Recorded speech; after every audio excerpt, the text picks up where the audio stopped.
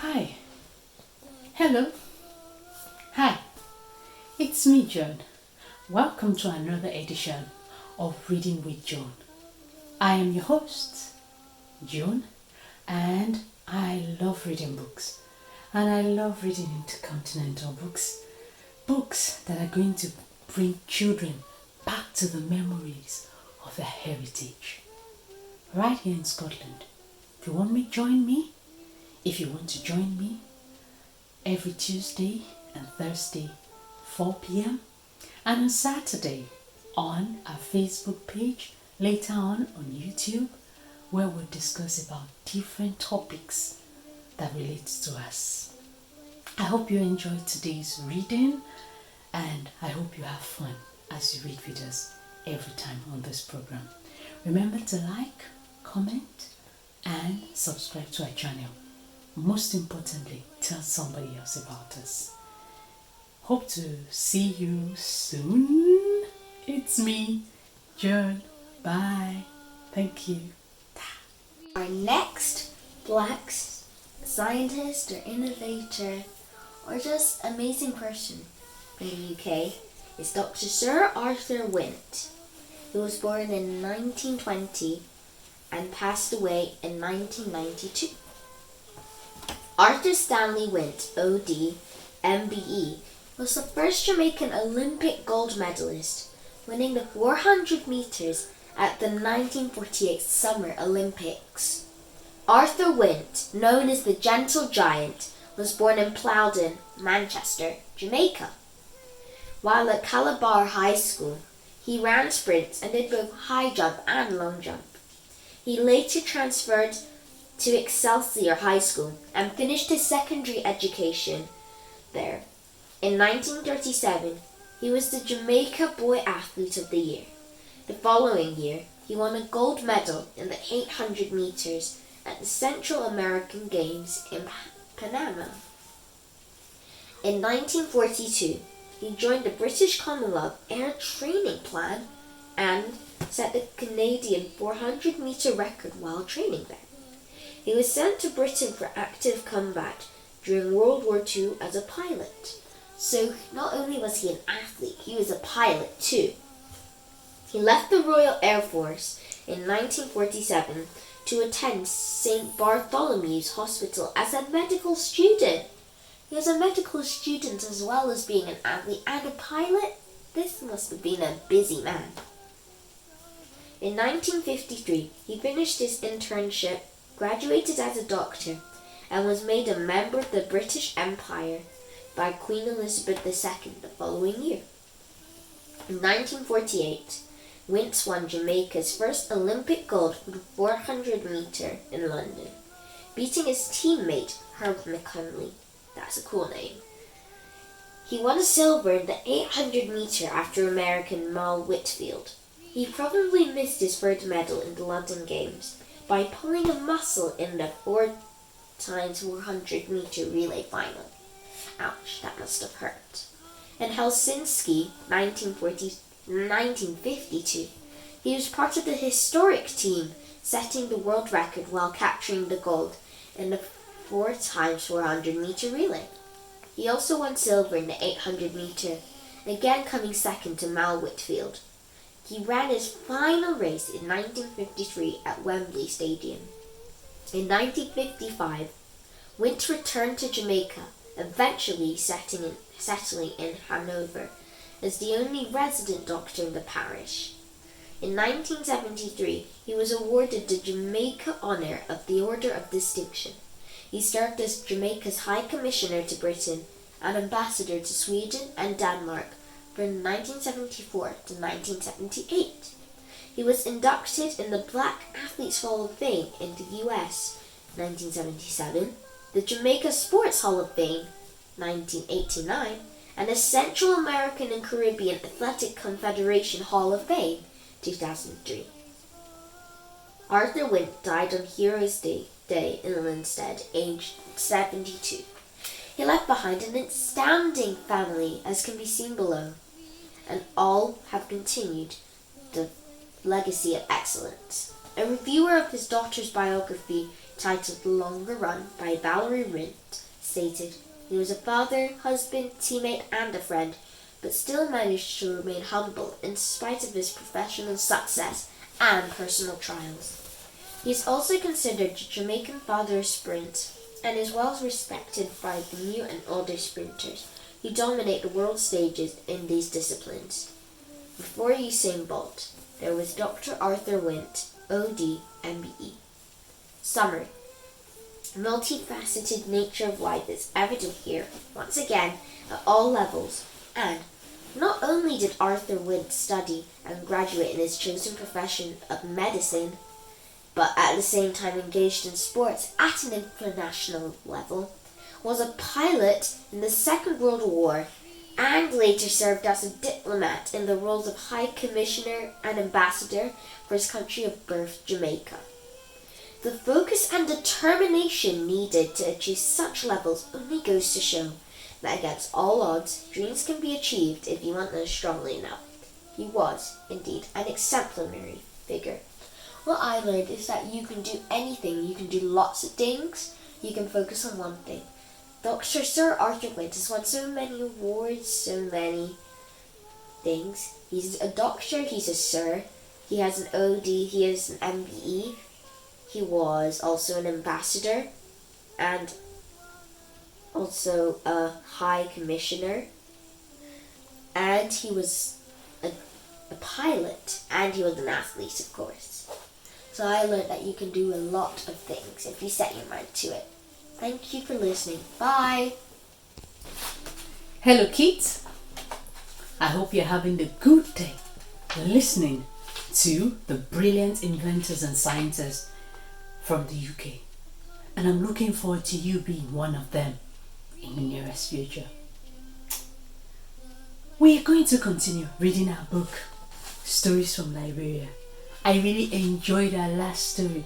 If you haven't listened to it, go into our YouTube channel, click on the video and read about the story of a chicken and the crocodile. Very interesting story of a wise chicken. Oh, rather than going into the next, let's go into today's one. Interesting. Today's title is The Talking Vegetables. Now I want you to relax, take a cup of juice, your fruit, your snack, ice cream, whatever you want to yum, and listen to the story of a talking vegetable. Are you ready, kids? Let's go. Bam, bam, bam. Who is pounding on my door so early in the morning? Spider shouted. Your neighbors. Time to clear the land for our village farm. Go away, said Spider. I'm tired. But we need you, they said. If everyone helped, there would be enough vegetables for all of us. Spider yawned. I have plenty of rice. I don't need your vegetables. Everyone in the village walked down the road to a clearing in the forest. Everyone except Spider. They walked all day, clearing the bushes, tearing out vines, and digging up roots. They raked smooth beds and built a waterway. The next morning, the people came to the spider's door. Bam, bam, bam. Who is there? Spider called. Your neighbors. Come and help us plant the seeds. I said no. I meant no. Now go away, said Spider. That's interesting.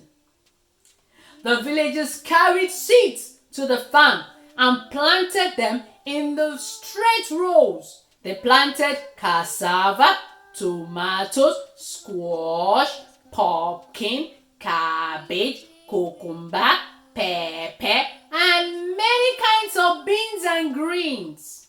Kids, have you seen a vegetable farm before? Tell mom and dad you want to visit one. You would love it.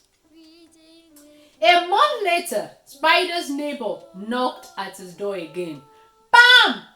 Bam! Bam! Spider opened his door and shouted, What do you want now? Time to weed the farm. They answered. I didn't help before, and I'm not helping now, Spider said. He slammed the door and went back to bed. All day, the people pulled the weeds. Their knees hurt, their back ached, and their hands were sore. In time, the vegetable began to ripen.